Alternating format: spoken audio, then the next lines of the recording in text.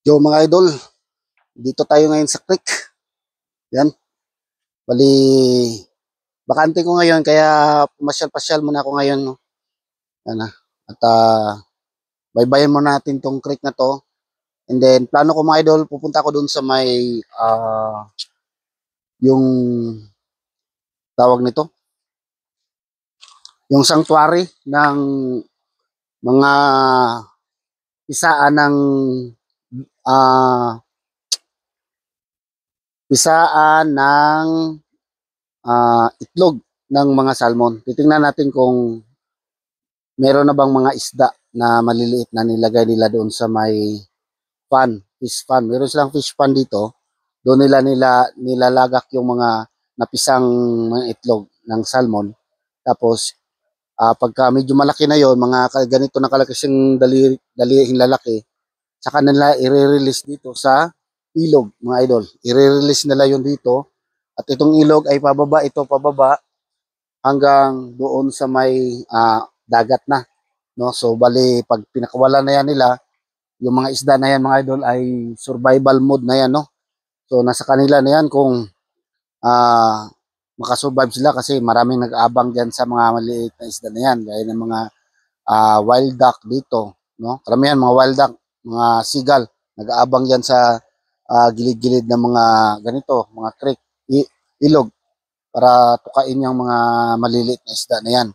Pero milyon-milyong ano yan, milyon-milyong isda na maliliit nang i-release. So, marami rin talaga makasurvive. Kaya naman, every year ay bumabalik sila dito pagka lumalaki na.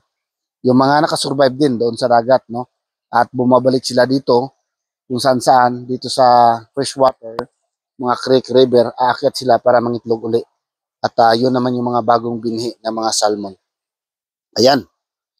So, baybayan na natin mga idol, yung creek, no? Yan. Tsaka, ito may tao nga dito sa gilid eh. Iwan ko kasi nag-ano siya ng bato. Nag-stacking siya ng bato. Nakita niyo yan? Yan. Mari parang pinagpapatong-patong niya. Yan sigurong ano niya. Tsaka naghahanap siya ng, ayan siya oh. Yan. Naghahanap siya ng,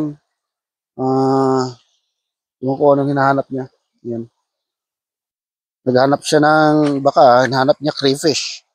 No? Gaya ng mga vlog natin dito mga idol, na naghahanap tayo ng crayfish.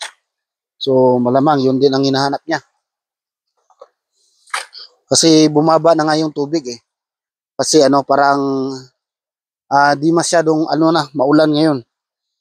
Kaya yan naghahanap na siya ng kanyang mahuli na crayfish. Pero tayo ngayon, yung aim natin sa pagbablog ngayon ay hindi crayfish. Magkakaroon din tayo ng vlog na crayfish mga idol balang araw at makikita nyo, pakita ko sa inyo paano paghuli ng crayfish na yan. Yan. May mga magagandang spot tayo na pwede nating puntahan at makahuli tayo ng crayfish.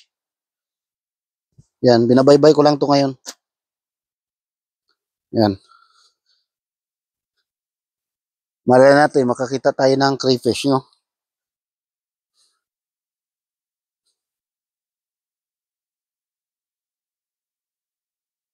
Hintingin tayo.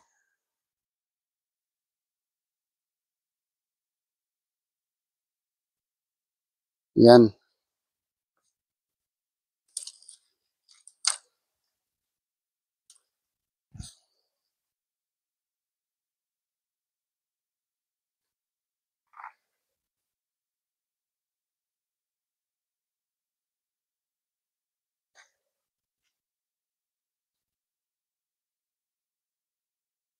So, wala pa akong mga naninag dito na crayfish.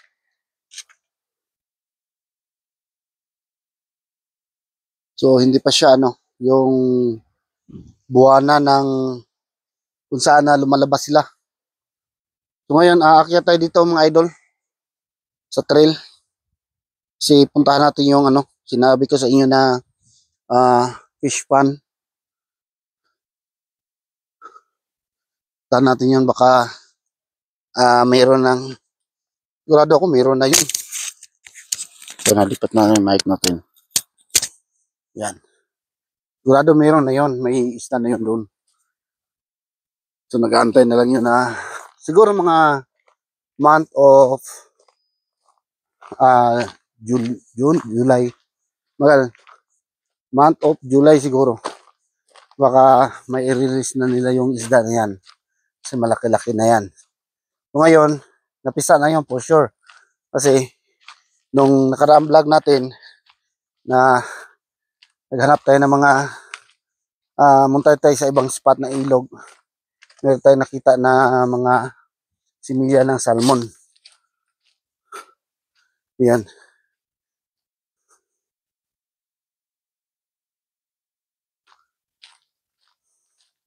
Yan, dito na tayo.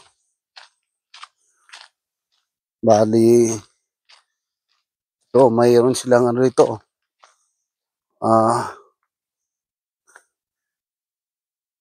Mayroong maliit na lawa. Tumatagal ko nang nakikita to pero wala akong nakitang ano dyan isda Maliban lang siguro paglagyan nila yan ng, pag may na-release dyan na similya ng isda. Pwede dyan, mabubuhay talaga yung isda dyan. Pero kasi pagka yung, ano kasi, lumalaki na yung salmon mga idol, iba na yung takbo niya, pababa na. Yung mga salmon naman na, mangingitlog, paakyat sa ilog. Yung mga maliliit, pababa. Kasi gusto nilang mahit yung dagat. No, ganun talagang nature nila mga idol. Ayan. So dito na tayo nga pala sa area.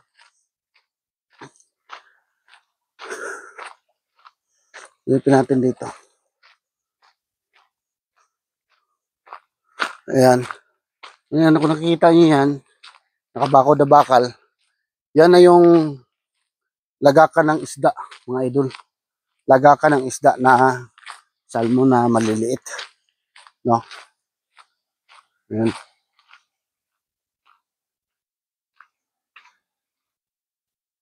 Ayan.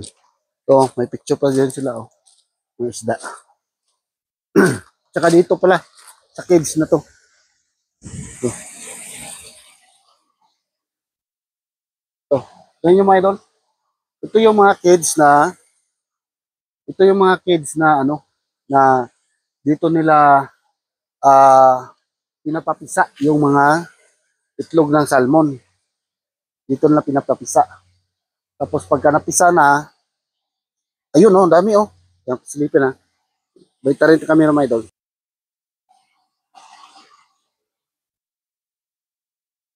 Yan, kita nyo? Matakbo, ang dami. Ang dami Grabe ang dami. Yan. Sobrang dami mga idol. Isda. Diba? Yan. Yan, sobrang dami. So, ilang ano to? 1, 2, 3, 4, apat, 8. 8 ganito. 8 niyan. Bawat isang ano niyan, isang box na yan. Masasabi ko, abot yan ng ng mga, abot ng 1,000,000 siguro. Yan, similya. Tapos yung mga unang napisa, mga pala, unang batch na napisa, nandito na. Malaki na sila. Ito na yung fish pan mga idol, Ayan. So kaya yan, pagka lumaki-laki na yan, ililipat yan nila dito kasi ito yung unang marirelease. I-release yan nila. Tapos ito mga nandito, ililipat nila dito. Ayan, sisilipin natin to dito mga idol. Ayan. Silipin natin yung mga unang batch na napunta dito, na nilagay dito sa fish pan. Ayun, ang dami Yan, dito tayo. I-zoom in natin para makita nyo. Ayun, yung tubig Yan. Sa ilalim ng tubig na yan, kung maaninag nyo, daming isda niyan sa ilalim. Nandyan sila sa ilalim ng tubig. Hanap tayo ng ibang anggulo. Yung makikita nyo sila mga idol. Kasi yung mga salmon ay pagkakakita ng tao. Ano, yan, ito. Para magandang ano, to view. Ayun. Kita nyo mga idol? Yan o. Kita nyo yung mga isda. Ano? Oh. Di ba ang dami? Oh. Isda yan. Isda yung mga kita nyo mga idol. Hindi lang gumagalaw. Ayan, gumagalaw na oh. Galaw ko yung kamay ko dito. Para gumalaw sila. Oh. Kita nyo? Yan. Sobrang dami yan. Yan. Dalawang batch pa to. Isa dito. Saka dito. Ito yung iba.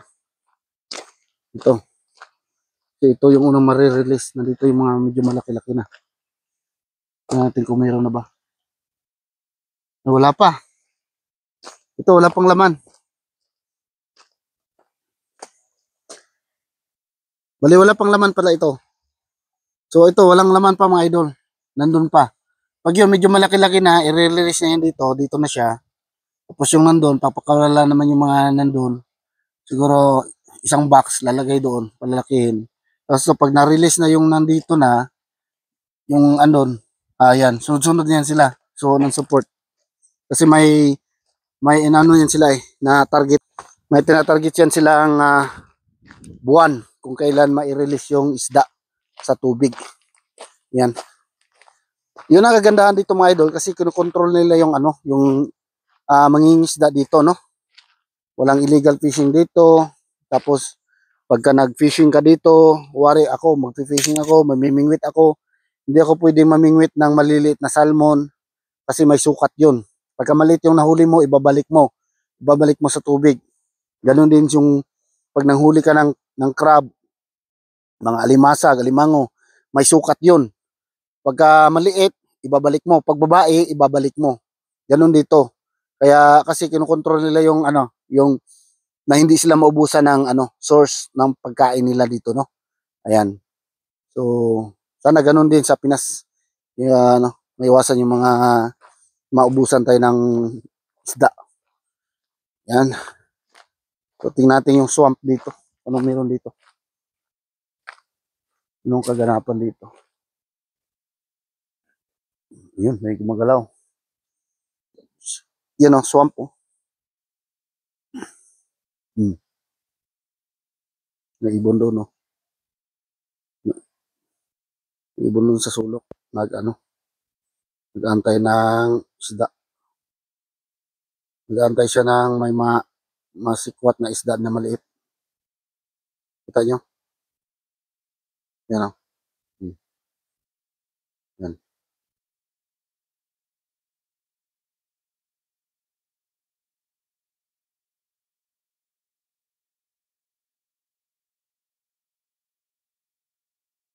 O, diba? Huling-huli sa ano, kamera yung ibon. Ayan.